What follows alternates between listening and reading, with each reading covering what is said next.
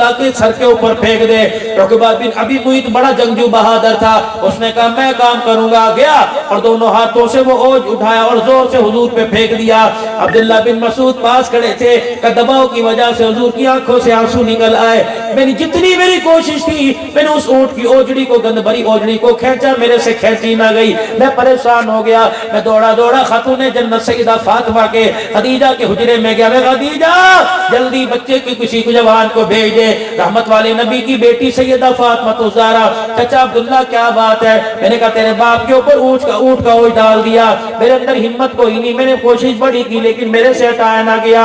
اما فاطمہ چادر چار دیواری کا لحاظ کرتے ہوئے عبداللہ بن مسعود کے ساتھ چلی، ایک طرف سے سیدہ فاطمہ الزہرا نے اونٹ کا اوج ادھر کیا، ایک طرف سے عبداللہ بن مسعود نے کھینچا، اوجڑی ہٹائی۔ اما فاطمہ نے ہاتھوں سے اپنے ابے کا سر منہ صاف کرنے لگ گئی۔ اللہ اکبر، باپ کو روتا